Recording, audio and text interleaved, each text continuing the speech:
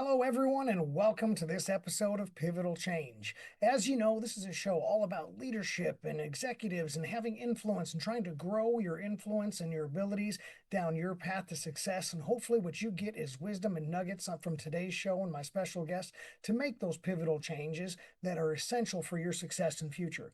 Before we dive in here, I kind of want to ask you a question, though.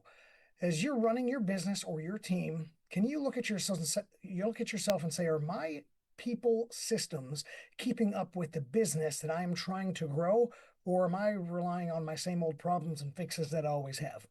We're going to have that discussion with Erika Butler. She's a special guest in the HR world. She is a wonderful, wonderful asset to mid and small and mid-sized organizations. She has her master's degree in HR management. She's worked with a ton of big names across the industry, like the Disney Corporation, to name one. And she is going to be our special guest. So, Erika, thanks for coming on the show. Thank you, William. I'm so happy to be here. Well, we're glad to have you. And we always tell our audience to watch and listen with a pen and paper nearby so they can really trap and capture these nuggets. So, we're going to talk about some of these moments that leaders need to realize things about their talent, and just talent alone is not enough. But what I want to ask you first, Erica, is when a small or mid-sized business starts growing quickly, which is always the goal, what people-related cracks usually show up first? Sure. So I'll say the why behind the cracks, and what we Okay. see constantly is the lack of the two-way communication. It's a lot of more them communicating to the team, and you lose when you grow quickly. There's more people to lead, more happening for the leaders, and a lot of times that two-way communication breaks. So then it leads to turnover, to more drama amongst team members, conflict management, all of that. But if you can keep that two-way communication intact and always have a pulse of where your team's at, you really can avoid a lot of the challenges that we see. That makes a lot of sense. Two-way communication is much more better, than just a one-line street, from the ivory tower down to the plebes or the peons, and everyone just has to do orders. It's a very 1950s model of business. And so when leaders maybe start to underestimate that, they Mhm. don't have that two-way communication. What do you start seeing? Is there friction and turnover and other communication breakdowns, or some type of culture issues, confusion? What happens with that? Yeah, a lot of times there is, team members not maybe being as connected to really what's happening, and confusion. They used to be close with the leaders, but now they feel distance. They don't feel maybe as much recognition, as much support. And yeah, they can lead to, like I was saying, turnover and performance management challenges. They're not as engaged. All of those things go hand in hand. So lack of engagement is a pretty good one. And I know there's not too many jobs where somebody just sits and hits a button or a lever on a factory line anymore. So engagement is really important for growth. And even on the factory line, if the factory worker says, hey, if we add an extra lever right here, we can increase production, that two-way conversation, that engagement is really important. So is that counterculture to what you see in a lot of people that you work with? Well, I do think, to your point, William, a lot of leaders, it was good for a long time, so they just assume. And you don't know what you don't know. They just assume, hey, yeah, we're good. We worked together a long time. Especially those rock stars. Those rock stars, they just think they're going to keep performing, but those are the ones you want to stay closest to. And also the challenging performers, right? So yeah, I do see that a lot, and it can happen easily. And just the thing is, a little recognition goes a long way. All this stuff sounds so simple. They call it soft skills, but without plans in place, without having those quarterly focus groups, engagement surveys, there's really easy things to do to get ahead of this that so many companies don't do. And that's where we come in and put it in place. And they're like, oh my gosh, I had no idea. The feedback is always shocking to them. Oh, every time they learn something. Even me and my own company, we do focus groups every year, and I learned so much, even though I'm close with everybody. So it's so important to do that. I love that. I'm hearing a lot of intention, and I'm hearing a lot of proactiveness in your response. And George Patton, he was pretty famous. He says all great plans fail at implementation. And so you had kind of mentioned like an implementation, if it doesn't have a plan. So what's the difference between a company that's just simply busy and they're trying to fire on all cylinders, and a company that's truly structured to scale? Sure. So I'm a big fan of the book Traction. It's enterprise operating systems. And The ones that are truly scaling, it is planned. They have like, so we say the go hire way for our company. It's the blank blank way. Whatever organization, I'll tell you, a recent client, I was really impressed with them, but they have a very small team. But they said we want you to build out our employee onboarding, our performance management, everything in the employee lifecycle. Even though we're a few employees, we want to have a land map. We know we're scaling, and we want to have really good things in place for our team. But you should do that for finance, for marketing, for every area of the business. And that's what the book Traction talks about for scaling businesses. If you don't have a plan for that, you will not scale in effective ways that you can actually keep up with. Okay, so if people don't have a plan, so I think people have a really good plan for most of the time, probably onboarding and hiring and stuff like that. I think almost nobody has a good plan for offboarding, right? For firing or termination. But I wrote a little ebook called The First 4 Hours, right? And how this is critical to establishing, culture, customs, the overwhelming amount of open communication and things like that.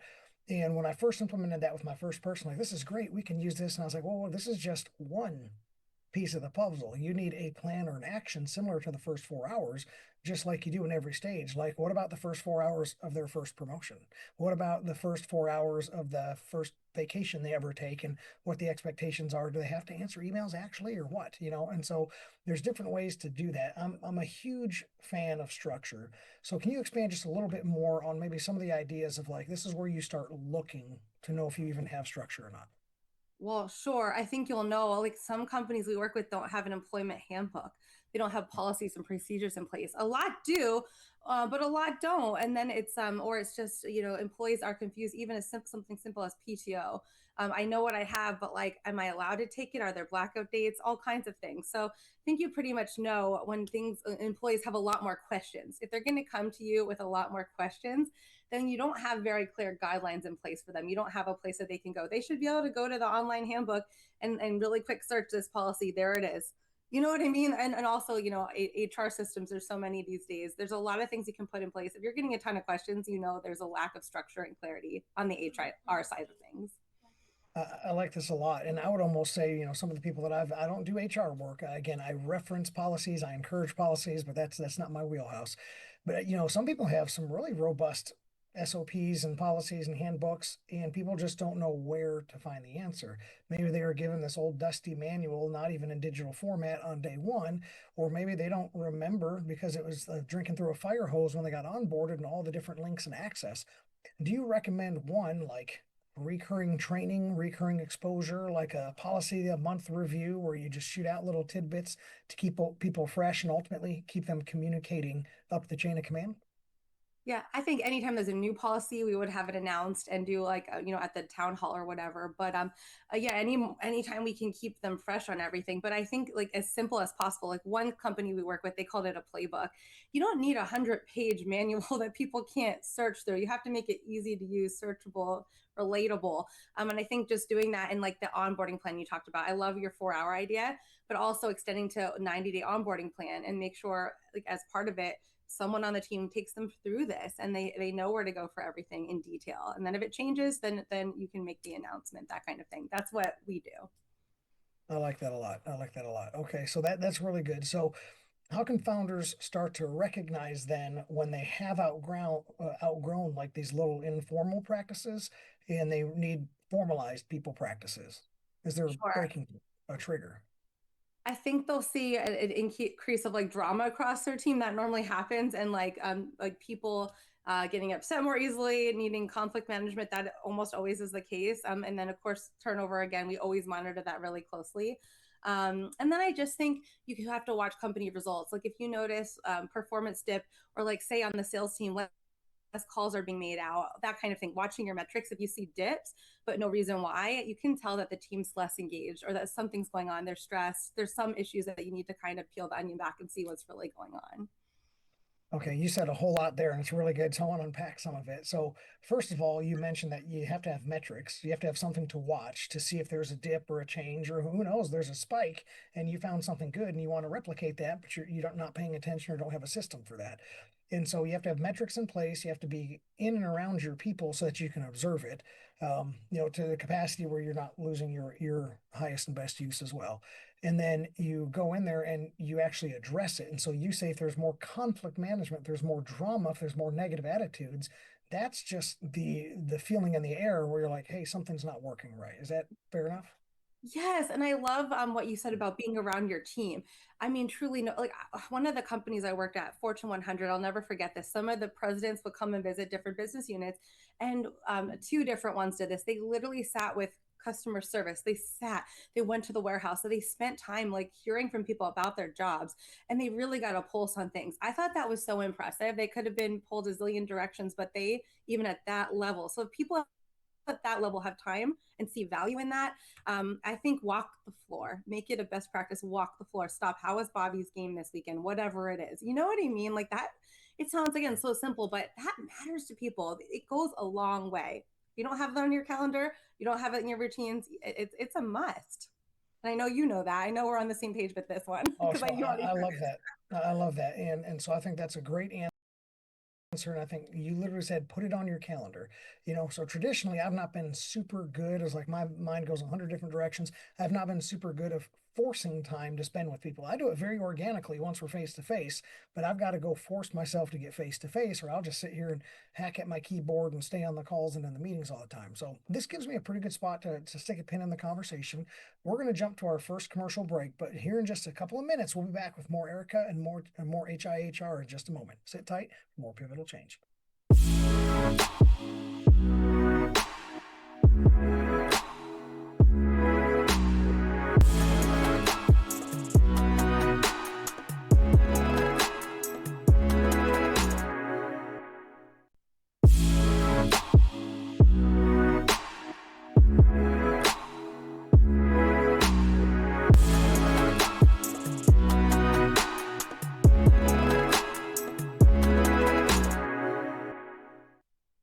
Welcome back from the break, and we're going to jump right back with Erika Butler in just a second.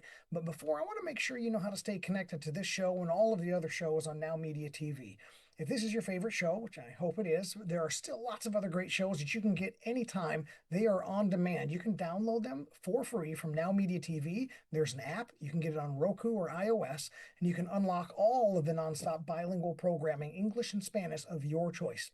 Again, you get everything from business and leadership to lifestyle and culture, politics, and beyond. Now, Media TV is also available to be downloaded as a podcast. So if you can't watch and just want to listen on the go, you can grab it there too. So we're back with Erika Butler of HIHR LLC, HIHR LLC, and she is a real wizard in HR and helping people structure for their growth. That was a large part of the conversation we had just a moment ago before the break. But Erika, we're going to jump into talking a little bit more about that Fortune 100 experience, if you don't mind. Yeah, absolutely. Love talking about it. Got it. Well, that's not an experience most humans alive even get to have, but those environments tend to be a little different. But I do want you to maybe pull out a little bit that you can say the Fortune 100 environments, this translates very powerfully down to the small and mid-sized organizations. Yeah, absolutely. So, the one I was a part of for 6 years, they one of their values was intensity, and I do think anytime you're in any organization, there has to be a level of intensity for yourself, but everyone you hire, because to make an impact, to really add value out there, it takes time, it takes effort. It's no joke. So I think the fact that they put that as a value and they hired people for that, they were known for hiring some of the most hardworking, motivated people out there, just also high integrity. So I think as business owners, we are our teams and having really high standards of who we're bringing on. And the beautiful thing is when you start hiring, I'll call them A players. A players love to work with other A players. And if you can get really good at attracting and finding these A players, you build a team of them and they don't want to leave because they're so happy to work with other A players because they want to work with people who care as much as they do. And it just brings them a lot of joy, it helps their passion. It truly works. The other piece is I always say clear is kind. Those organizations are typically very good at being very clear of the expectations, job descriptions, performance management. You know where you stand. and they really value that, and they put a lot of effort in place, even succession planning. If you're going to be in a role in the future, they have a plan for you, and you know about that. And that's something really important we could bring to small and mid-sized companies more and more. Okay, I am in love with that entire answer, and I did my own medicine and I took down some notes. So I'm going to rehatch some of the notes that I took. Okay, great. First of all, one of my 7 pillars of influential leadership is clear expectation and boundaries. And so having those clear expectations, you're giving people permission. They know exactly how far they can go before they have to hit a boundary and then come back and ask permission, stuff like that. But one of the real statements that jumped off to me was, I'm just going to read it. Now, as business owners, we are our team. I think that's huge. I wanted to echo that into the audience again because you are not just the people you surround yourself as a person. You know the comment, oh, you are the average of the 5 people you associate. But as a business owner, you are the team that you assemble around and work with every day. I think that's huge. And then you led into the A players love A players. Okay. I would say there's maybe one exception to that, and that's if an A player turns themselves into a coach and mentor. They want the C player that they can create an A player out of, but ultimately it stands true. They want an A player, right? And nothing gets an A player more frustrated than having to deal with the C student over here that's just dragging their feet, riding the coattails of the team, getting the bare minimum done. And that really crushes culture, and people ultimately vote for leaders with their feet. They either line up and follow them or they turn and walk away. And Mhm. so, that's a huge statement. You said a lot in that statement. I think people really need to sharpen their expectations, be real clear, and then make sure that they are building a culture of A players that are going to support and grow other A players. That was awesome. Thank you for that response. Yeah. Um, Easier said than done, right? I know you and I both know a lot of tools to make that happen, but that is the magic. that is the magic. So getting back to this large organization thought, usually they understand about systems pretty well. You're starting to emphasize that pretty heavy for us. Smaller companies usually have to learn the hard way. Is there something you can do to help us learn? Because I always tell people true wisdom is learning from other people's mistakes. A fool never learns from their mistakes. The average person learns when they fail and makes adjustment, but the wise learn from other people's mistakes. What large company issues can a small person take away from your experience to not have to reach that failure first? What I have witnessed from these larger organizations, it's they're obsessed with continuous improvement, and they want everybody on the team to be obsessed with it. And they are willing to call out issues. Some companies I've worked with, they say this culture of like on boss throughout the whole organization with support. You have processes and resources and leaders to go to, but the more you can give every team member, like even going off of a big company like Target, they let for a long time, I don't know if it's still the policy, but they allow cashiers up to $20 if there was a dispute, bring them through, don't slow up the line. Like the more you can give every single level of the organization ability to make decisions and ability to fix things and make improvements and encourage them to do so, then the whole organization is every day making improvements, and that's powerful. I think that's really a powerful, and I think one, not only is there a logistics side of it, like don't hold up the line, right? Let the Yes. cashier make the $20 difference. The Ritz-Carlton company as well. The Ritz, they do a $2,000. Any employee, all the way down from the bellhop to the concierge of their most premier hotel, can make a $2,000 decision with any one client. And the largest that's ever been spent is like $670, right? And that was over like a complete catastrophe, but it empowers everyone. It And does. then I like your statement about being obsessed with continuous improvement. I think that's really fantastic that we have to make sure we never allow ourselves to settle. It's okay for a moment to be satisfied with your achievement, but you can't become complacent because then you stop improving. And so I think you're bringing some really heavy messages that people need to hear. So And William, really quick, yes, go ahead. Yeah. maybe the improvement needs to be recognition. So it's some of the improvements are going to be recognition, favorable things for the team, forever. You know what I mean? It's not all like metrics, and yes, that's important, Yes. but just wanted to call that out. I think that's a great call out. I think thank you for throwing that in there because I think that's something that's really dry in the overall Western culture, and that's that we're not recognizing people in life, and you should recognize them publicly, not in private. Punish in private, recognize and celebrate in public. So let's talk Mhm. about the take for me. I just exited an accounting firm recently. We were a small firm, 17 people. We're in Kentucky, so we kind of got that casual Southern culture. We got our policies in place, we've got our culture, but I would fear growing too fast and all of a sudden becoming really bureaucratic by just tons Hmm. of HR policies and stuff like that. How do I keep maybe my Kentucky culture, my hometown touch, while growing and professionalizing myself, but just not turning into this corporate bureaucracy? Great question. Yes, less bureaucratic is always better, kind of to the point we were talking about. So, for your handbook, for a small organization, really, what are the local, state, and federal laws? And that's it. And then what other processes do you absolutely need? Our company, we don't want to hold people back because they have to have A, B, C, jump through hoops, 5 approvals. That doesn't make sense. That doesn't do anyone good. But I know some organizations do operate that way. So less is more. Have what you need to cover you from a compliance perspective, have clear processes and policies, and the rest give flexibility. And the thing is, we operate in the gray in HR. Some people have seen black and white. Oh, this is the policy, so we can't.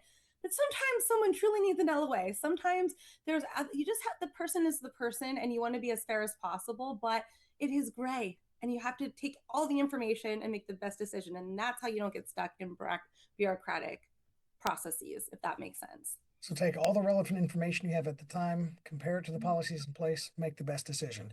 And Yes. one of our rules was always, if you do not have a clear-cut policy and it's in the gray area, you default to the side of being a decent human, right? And so Yes. uh and so that was good. And so you're saying it is very possible, especially with consultants and companies like yours, to not lose speed and flexibility and definitely not accountability. You get to keep your entrepreneurial energy while becoming more systematic and ultimately safe and efficient in the HR world. Yeah, absolutely. And that's how it should be. Okay. So let's do this. I want you to give me a good little minute or so thought out answer on what is one Fortune 100 leadership practice, specifically leadership practice, that entrepreneurs could adopt immediately. Sure. One of the best ones I've ever seen lived out that I learned through what Fortune 100, but also the cool thing is see enforced in a group called Entrepreneurs Organization. They're all about Vern Harnish founded it. It's like 17,000 strong around the world and many more are involved, but they scale up organizations. And that is what they do. Everyone in it has to have like $1 million organization or more. And billions, they just have so much. But in Fortune 100, this literally they did it and they're doing it in scale up too, which is so cool. It just works. So what I'm going to share in your hiring, don't just look at the exact skills, the experience. Don't just look at that. Look at drive, look at wins, look at attitude. That is going to carry a person more than saying, okay, this accountant had 5 years, this one only has one, but this one is a self-starter, has the good attitude, is like hungry. And that is what they did. And having the freedom to do that at Fortune 100, Mark Casper, our CEO, he always said that. He said it on big town hall calls. He talked about that all the time because that's the team he was building. And obviously it keeps paying off. So same thing with small business. Really pay attention to that. Don't always hire for the person with the most experience. They could be the one, but look at attitude, drive, those other things that you really can't teach someone. You can't force someone to be like that, but are the people that really are the go-getters that make the impact. I love that so much. We, especially in the accounting world, which where I have my heaviest influence and consultation, I say stop hiring for pedigree. Who cares about the initials and the credentials behind the name? You need culture, you need drive, you need personality, you need these character traits, and you can teach the skill later, right? If you just have the skill, you've got all these other problems. But before we cut to commercial break, I want to make sure our viewers know where to find you, where to find HIHR, and how to get a hold of you. Can you tell us about that? Yeah, absolutely. You can go to our website. It's Go Hire, so GOHIHR.com. Comment boxes, we check them every day. Also, we're active on LinkedIn, so you can type our company name in. You can find me as well, Erika Butler, on LinkedIn, and we'd love to hear from you and love to engage with anyone who also cares a lot about this content. That is fantastic. All right. Well, we are going to take a break. We've reached the halfway point. We'll be back with more pivotal change in just a moment.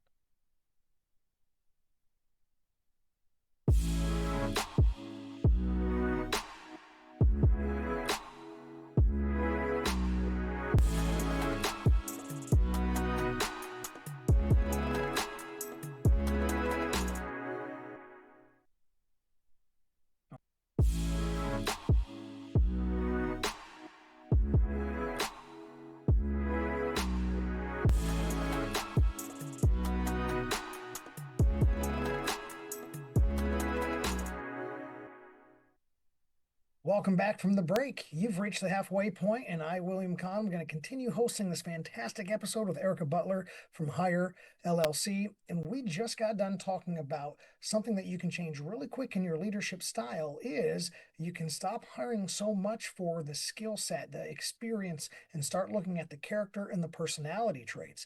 So not so much the pedigree and the credentials, but literally the drive and the individual and what you can do with them to grow and create the exact type of employee you want. And there's going to be methods and ways to do this. So, Erika, I want you to introduce to us one way that you're certified in that we can start exploring that realm to find the right type of people that are either working with us or going to be working with us in the future. Yes, absolutely.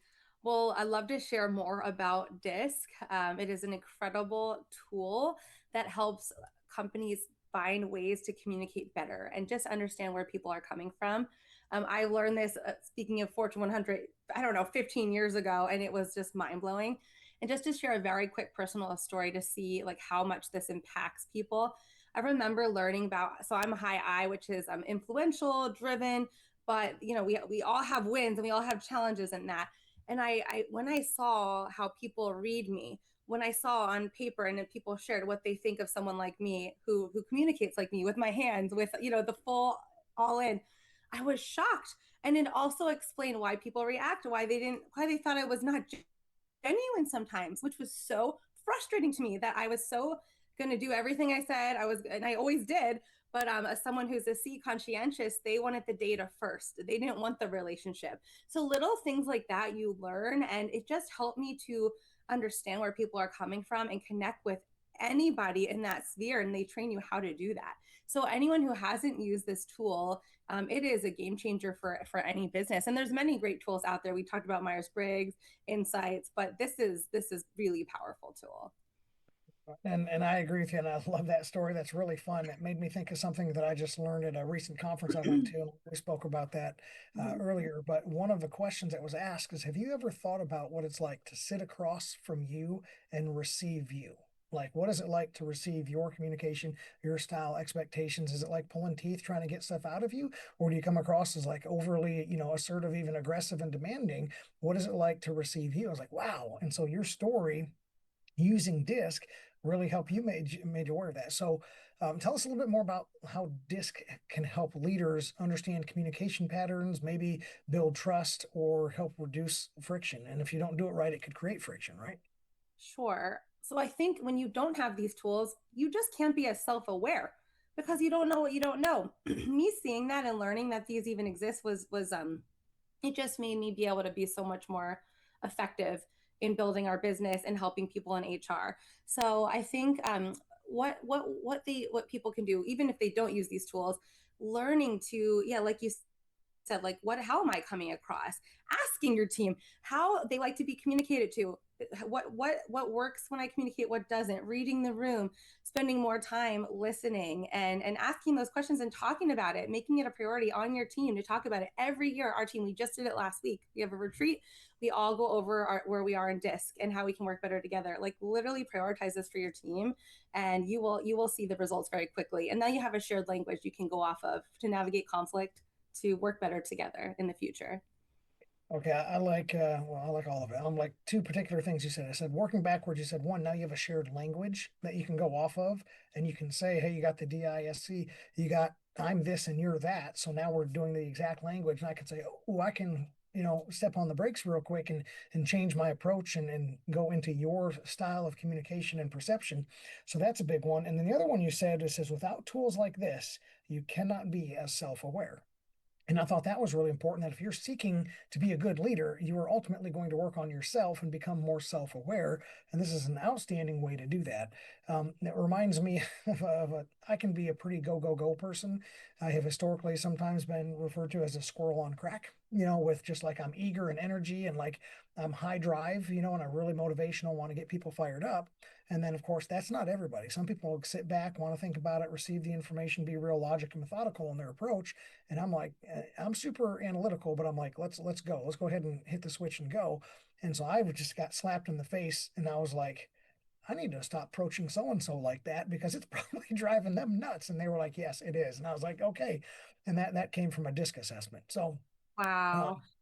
So Oh, can I give us add a, one thing? yeah, please do. Yeah. William, one step further, we have clients that actually use this in hiring. It's not the make or break, but they know maybe on one of their teams they're lacking a D, someone who is going to drive it forward and have that, or they're lacking a C with the details. And they actually make a point to say it would be great to bring this type of person onto the team because they see that all four work so well together. They balance each other out. That's a strong team in most cases, right? So yeah, like people use it even to that extent, which I think is so brilliant.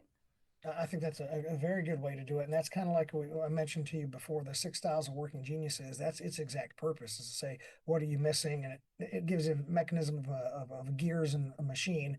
And it says, hey, you're missing this personality type in the machine, and it's going to help your system crank faster. So tell me a little bit about communication style awareness and any way that it can prevent unnecessary conflict inside a team. So a little bit on that more micro level and not maybe the umbrella leadership style. Sure. So I'll give you just a specific example. So what you described earlier, it sounds like the D style dominance. People who have this style, they want to get there fast. They see where they're going and they want to get there and they want to pull everyone with them.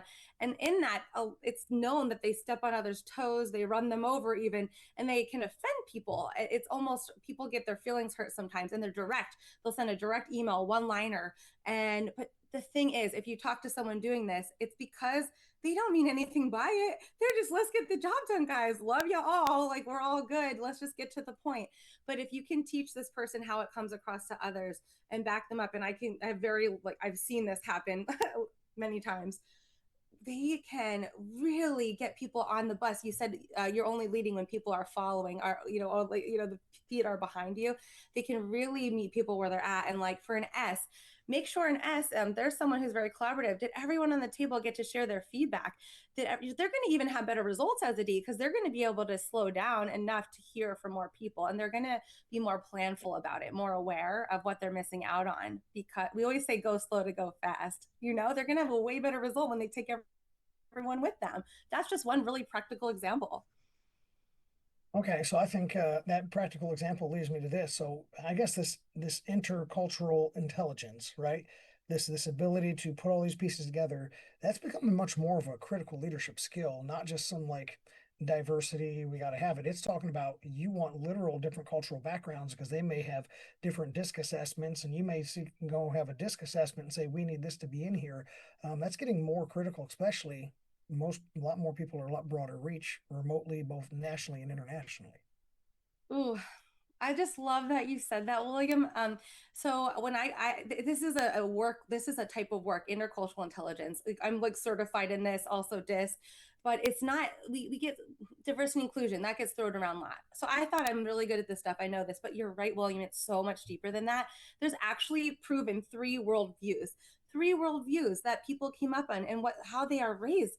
It's innocence first, guilt, honor and shame, and power, fear. And I could do another episode on this, but when we can spend time to really understand where people are coming from, especially if we work internationally. And today we're all working somewhat internationally, let's be honest, because of how many people move.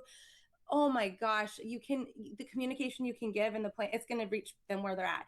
There's a fact that 70% of companies with international change fail. 70%, because they miss this, because it doesn't register. Like, people will say yes to their face, but they're going to not do it.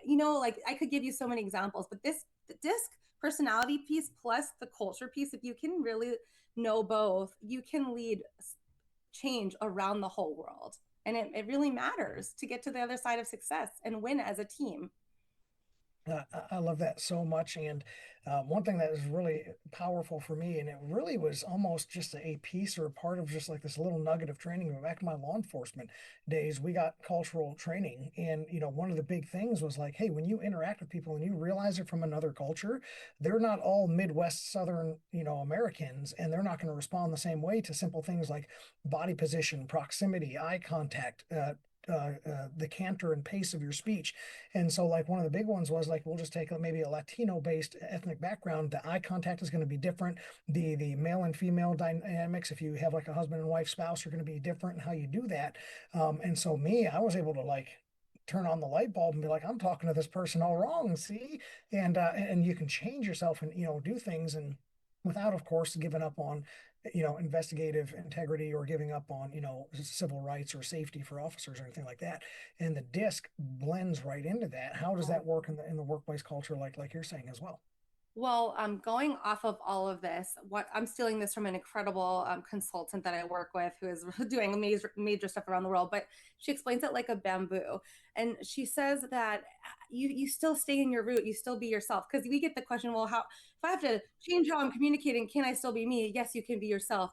But when you have all this extra information that can help you, you kind of sway. You have your root, but you can blow in the wind far to all these and reach people where they're at, but you stay in your root and you still be you, and you can talk openly about these things. So that's just one picture of, as leaders, the more we can be like a bamboo, the more we can lead effectively and meet people where they're at and motivate them and touch their hearts and make an impact in their lives, because that's what it's all about, in my opinion, anyway.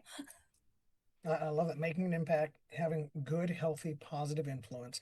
And I really like the bamboo because one, that's not a cultural example you would give typically for the United States, which doesn't From have native Japan. bamboo. So I love the fact that you use another culture's example to do that. That's really fantastic. Let's go ahead and push the pause button here real quick, and we're gonna really kick off on this final stretch of pivotal change, and we'll be right back with more Erika.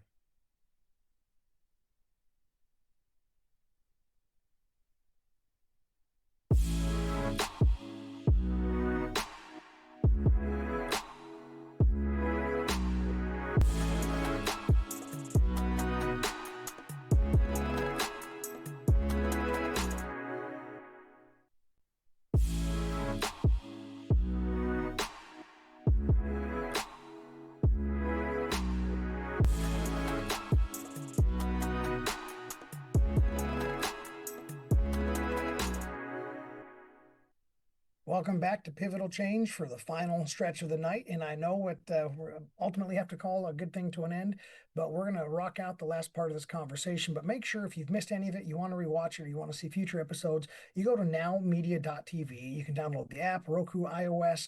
You can find it everywhere. You can even go to YouTube. But the webpage right there has the bilingual programming, everything you can find. It's got the full mix, and it's got all your favorite shows like Pivotal Change. Download it anytime, anywhere, and you can even get the podcast version. So, Erika, back to you. We were talking about the culture and the changes of the way you hire and hire for personality traits. And we were having a really good time talking about DISC and some examples with that. So, we now want to spin back to some of these people that are trying to lead their companies, and they've got leaders tend to start bringing in HR professionals or HR systems that are real. I'm going to say distinctively carved out only when something goes wrong. What opportunities are they already missing out if they're just waiting for something to fail first?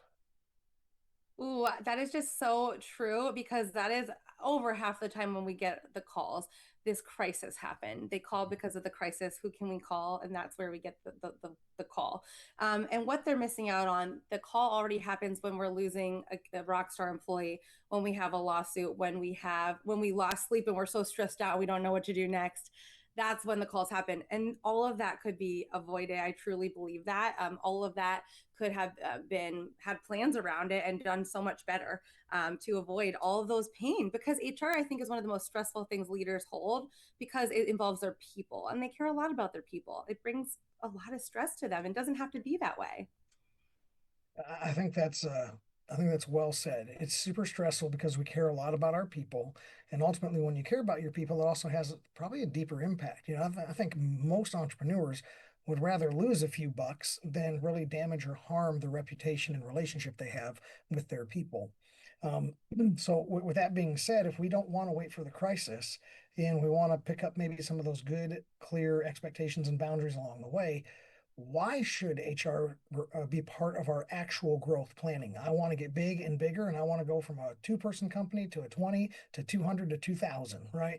Um, the leadership development, the operational strategy, all it has an HR in it. Explain why that's important. I'd like to speak to a misconception first, that HR is a soft skill and that anyone can do it. You can learn it like a lot of things, but most people in this field are in it because they're passionate about it and they know what works and they know what doesn't.